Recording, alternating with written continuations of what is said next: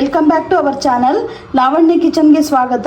ಇವತ್ತಿನ ರೆಸಿಪಿಲಿ ನಾನು ಗರಿಗರಿಯಾದ ಈರುಳ್ಳಿ ಪಕೋಡ ಮಾಡಿದ್ದೀನಿ ನೋಡಿ. ತುಂಬ ಚೆನ್ನಾಗಿ ಬಂದಿದೆ, ಟೇಸ್ಟ್ ಅಂತೂ ತುಂಬ ಚೆನ್ನಾಗಿ ಬಂದಿದೆ ಮತ್ತು ಗರಿಗರಿಯಾಗೂ ಕೂಡ ಬಂದಿದೆ. ಇವತ್ತಿನ ವಿಡಿಯೋದಲ್ಲಿ ಇದನ್ನು ಯಾವ ಥರ ಮಾಡೋದು ಅಂತ ನಿಮಗೆಲ್ಲ ತೋರಿಸ್ಕೊಡ್ತೀನಿ, ಬನ್ನಿ ನೋಡ್ಕೊಂಬರೋಣ. ಈರುಳ್ಳಿ ಪಕೋಡ ಮಾಡೋಕ್ಕೆ ಏನೇನು ಇಂಗ್ರೀಡಿಯೆಂಟ್ಸ್ ಬೇಕು ಅಂತ ತೋರಿಸ್ತೀನಿ. ಮೊದಲಿಗೆ ನೋಡಿ, ಈರುಳ್ಳಿನ ಸಣ್ಣದಾಗಿ ತೆಳುವಾಗಿ ಹಚ್ಚಿಟ್ಕೊಂಡಿದ್ದೀನಿ, ಮತ್ತು ಅದಕ್ಕೆ ಸ್ವಲ್ಪ ಕರಿಬೇವಿನ ಸೊಪ್ಪು ಹೆಚ್ಚಿಟ್ಕೊಂಡಿದ್ದೀನಿ, 2 ಬಟ್ಲಷ್ಟು ಕಡಲೆ ಹಿಟ್ಟನ್ನ ತೊಗೊಂಡಿದ್ದೀನಿ, ಮತ್ತು ಒಂದು 4-5 ಸ್ಪೂನ್ ಆಗೋಷ್ಟು ಅಕ್ಕಿ ಹಿಟ್ಟನ್ನ ತೆಗೆದಿಟ್ಕೊಂಡಿದ್ದೀನಿ, ಮತ್ತು ಸ್ವಲ್ಪ ಸೋಡಾ ತೊಗೊಂಡಿದ್ದೀನಿ, ಮತ್ತು ಕೊತ್ತಂಬರಿನ ಸಣ್ಣದಾಗಿ ಹೆಚ್ಚಿಟ್ಕೊಂಡಿದ್ದೀನಿ, ಮತ್ತು ರುಚಿಗೆ ಎಷ್ಟು ಬೇಕೋ ಅಷ್ಟು ಉಪ್ಪು ತೊಗೊಂಡಿದ್ದೀನಿ, ಮತ್ತು ಸ್ವಲ್ಪ ಅರಿಶಿನ ಪುಡಿ ತೊಗೊಂಡಿದ್ದೀನಿ. ಹಸಿರು ಮೆಣಸಿನ್ಕಾಯನ್ನು ಯೂಸ್ ಮಾಡೋದ್ರಿಂದ ಸ್ವಲ್ಪ ಖಾರದ ಪುಡಿ ತೊಗೊಂಡಿದ್ದೀನಿ, ಸ್ವಲ್ಪ ಫ್ಲೇವರ್ಗೋಸ್ಕರ ಜೀರಿಗೆ ತೊಗೊಂಡಿದ್ದೀನಿ, ಮತ್ತು ಸ್ವಲ್ಪ ಖಾರ ಪುಡಿನ ಹಾಕೋದ್ರಿಂದ ಸ್ವಲ್ಪ ಹಸಿರು ಮೆಣಸಿನ್ಕಾಯಿನ ಹೆಚ್ಚಿಟ್ಕೊಂಡಿದ್ದೀನಿ. ಈಗ ಇದನ್ನೆಲ್ಲ ಹಾಕ್ಕೊಂಡು ಸ್ವಲ್ಪ ಮಿಕ್ಸ್ ಮಾಡ್ಕೋಬೇಕು. ಯಾವ ಥರ ಅಂತ ತೋರಿಸ್ಕೊಡ್ತೀನಿ ನೋಡಿ. ಏನು ತೊಗೊಂಡಿದ್ದೆ ಈರುಳ್ಳಿ, ಅದನ್ನು ಒಂದು ಪಾತ್ರೆಗೆ ಹಾಕ್ಕೊಂಡಿದ್ದೀನಿ. ಅದೇ ಈರುಳ್ಳಿಗೀಗ ನಾನು ಒಂದು ಅರ್ಧ ಸ್ಪೂನಷ್ಟು ಖಾರ ಪುಡಿ ಹಾಕ್ತಾಯಿದ್ದೀನಿ. ಹಸಿ ಮೆಣಸಿನ್ಕಾಯನ್ನು ಯೂಸ್ ಮಾಡೋದ್ರಿಂದ ಖಾರ ಪುಡಿ ಇಷ್ಟ ಹಾಕ್ತಾಯಿದ್ದೀನಿ, ಮತ್ತು ಅದೇ ಇದಕ್ಕೆ ಒಂದು ಸ್ವಲ್ಪ ಅರಿಶಿನ ಪುಡಿ ಹಾಕ್ತಾಯಿದ್ದೀನಿ, ಮತ್ತು ಅದೇ ಇದಕ್ಕೆ ನೋಡಿ ಮೆಣಸಿನ್ಕಾಯನ್ನು ತೊಗೊಂಡಿದ್ದೆ, ಖಾರ ಪುಡಿನೂ ಹಾಕಿರೋದ್ರಿಂದ ಸ್ವಲ್ಪ ಹಾಕೋತಾ ಇದ್ದೀನಿ. ಸಣ್ಣದಾಗಿ ಹೆಚ್ಕೊಂಡಿದ್ದೀನಿ ಹಸಿ ಮೆಣಸಿನ್ಕಾಯಿನ, ಮತ್ತು ಕರಿಬೇವೇನು ಹೆಚ್ಕೊಂಡಿದ್ದೆ ಅದನ್ನು ಫುಲ್ ಹಾಕ್ತಾಯಿದ್ದೀನಿ.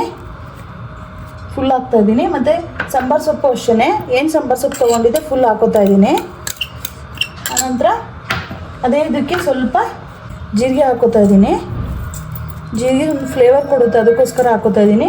ಇದು ಹಾಕೊಂಡು ಇವಾಗ ಅದಕ್ಕೆ ಸ್ವಲ್ಪ ಉಪ್ಪು ಹಾಕೋತಾ ಇದ್ದೀನಿ. ಉಪ್ಪೆಲ್ಲ ಹಾಕೊಂಡು ನೀಟಾಗಿ ಫಸ್ಟು ಹಾಗೆ ಮಿಕ್ಸ್ ಮಾಡ್ಕೊಳ್ಳೋಣ. ಇದನ್ನು ನೋಡಿ, ಎಲ್ಲ ನೀಟಾಗಿ ಫಸ್ಟ್ ಮಿಕ್ಸ್ ಮಾಡ್ಕೊಂಡ್ಮೇಲೆ ಅದೇ ಇದಕ್ಕೆ ಸ್ವಲ್ಪ ಕಡಲೆ ಹಿಟ್ಟು ಹಾಕೊಳ್ಳೋಣ. ಸ್ವಲ್ಪನೇ ಹಾಕೊಳ್ಳಿ ಕಡಲೆ ಹಿಟ್ಟು, ಒಂದೇ ಸರಿ ಹಾಕೊಳ್ಳೋಕೆ ಹೋಗ್ಬೇಡಿ.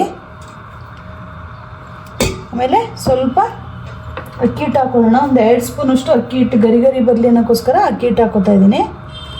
ಇದು ಹಾಕಿದ್ರೆ ಒಳ್ಳೆ ಗರಿಯಾಗಿ ಬರುತ್ತೆ. ಮತ್ತು ಸ್ವಲ್ಪ ಸೋಡಾ ಹಾಕೋತಾ ಇದ್ದೀನಿ.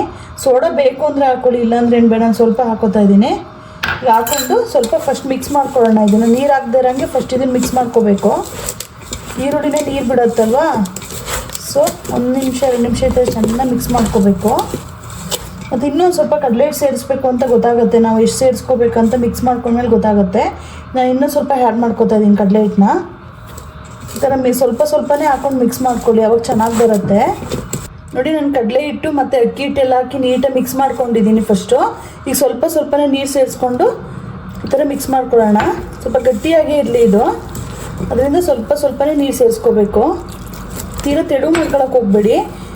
ಪಕೋಡಕ್ಕೆ ಏನಿಲ್ಲ ಅಂತಂದರೆ ಕಲಿಸ್ಕೊಡೋದು ಮೆಥಡ್ ಒಂದು ಚೆನ್ನಾಗಿ ಗೊತ್ತಿದ್ರೆ ಚೆನ್ನಾಗಿ ಬರುತ್ತೆ ಪಕೋಡ. ಸ್ವಲ್ಪನೇ ನೀರು ಹಾಕೊಂಡೇ ಕಲಿಸ್ಕೋಬೇಕು ಅದನ್ನು. ಅದೇ ನೀರೆಲ್ಲ ಸೇರಿಸ್ಕೊಂಡ್ಮೇಲೆ ಈ ಥರ ಸ್ವಲ್ಪ ಗಟ್ಟಿಯಾಗಿ ಕಲಿಸ್ಕೋಬೇಕು. ತೀರಾ ತೆಳು ಎಲ್ಲ ಮಾಡ್ಕೊಳಕ್ಕೆ ಹೋಗಬೇಡಿ. 3-4 ನಿಮಿಷ ಚೆನ್ನಾಗಿ ಕಲಿಸ್ಕೋಬೇಕು. ಚೆನ್ನಾಗೆಲ್ಲ ಮಿಕ್ಸ್ ಆಗೋ ಥರ ಚೆನ್ನಾಗಿ ಕಲಿಸ್ಕೋಬೇಕು ಇದನ್ನು. ಎಣ್ಣೆ ಕಾದಿದೆ, ಎಣ್ಣೆ ಚೆನ್ನಾಗಿ ಕಾದ್ಮೇಲೆ ಹಾಕ್ಕೊಳ್ಳಿ. ನೋಡಿ, ನಿಮಗೆ ಯಾವ ಥರ ಬೇಕೋ ಆ ಥರ ಬಿಡ್ಕೋಬೋದು. ನಾನು ಇಷ್ಟಿಷ್ಟು ಬಿಡ್ತಾಯಿದ್ದೀನಿ. ಸೊ ನಿಧಾನಕ್ಕೆ ಸ್ವಲ್ಪ ಸಣ್ಣದಾಗೇ ಬಿಟ್ಕೋತಾ ಇದ್ದೀನಿ. ನೋಡಿ, ಈ ಥರ ಈಗ ಒಂದೊಂದಾಗೇ ಮುಚ್ಚಾಕೊಳ್ಳೋಣ. ಇದನ್ನು ಮೇಲ್ಗಡೆ ಸೈಡು ಬೇಯ್ಕೊಳ್ಳಿ. ನೋಡಿ, ಈ ಥರ ಎಲ್ಲ ನೀಟಾಗಿ ಮುಚ್ಚಾಕೊಳ್ಳೋಣ. ನೋಡಿ, ಇದು ಬೆಂದಿದೆ. ಅದೇ ಇದಕ್ಕೆ ಜಸ್ಟ್ ಒಂದು ಸ್ವಲ್ಪ ಕರಿಬೇವಿನ ಸೊಪ್ಪು ಫ್ಲೇವರ್ ಬರುತ್ತೆ ಅನ್ನೋಕ್ಕೋಸ್ಕರ ಹಾಕ್ಬಿಟ್ಟು ತೆಗಿತಾ ಇದ್ದೀನಿ. ತೆಕ್ಕೊಳ್ಳೋಣ. ಇವಾಗ ನೀಟಾಗಿ ಎಣ್ಣೆ ಇಳಿಸ್ಕೊಂಡು ತೆಕ್ಕೊಳ್ಳೋಣ. ಗರಿಯಾದ ಈರುಳ್ಳಿ ಪಕೋಡ ರೆಡಿ ಆಗಿದೆ. ಸಂಜೆ ಟೀ ಜೊತೆ ಈ ಥರ ಮಾಡಿಕೊಡಿ, ತುಂಬ ಚೆನ್ನಾಗಿರುತ್ತೆ. ಮತ್ತು ಮಕ್ಕಳು ಕೂಡ ಇಷ್ಟಪಡ್ತಾರೆ, ಮತ್ತು ಈಸಿಯಾಗೂ ಆಗುತ್ತೆ. ಹೊಸ್ದಾಗಿ ಯಾರು ನನ್ನ ಚಾನಲ್ ನೋಡ್ತಾ ಇದ್ದೀರಾ, ಲೈಕ್ ಮಾಡಿ, ಶೇರ್ ಮಾಡಿ, ಮಾಡ್ಕೊಂಡು ಹೇಗಿತ್ತು ಅಂತೇಳಿ ಕಮೆಂಟ್ಸ್ ಮಾಡಿ ನನಗೆ ತಿಳಿಸಿ. ಇದೇ ಥರ ನನ್ನ ವೀಡಿಯೋನ ವಾಚ್ ಮಾಡ್ತಾ ಇರಿ. ಇಷ್ಟೊತ್ತು ನನ್ನ ವೀಡಿಯೋ ವಾಚ್ ಮಾಡಿದ್ದಕ್ಕೆ ಧನ್ಯವಾದಗಳು.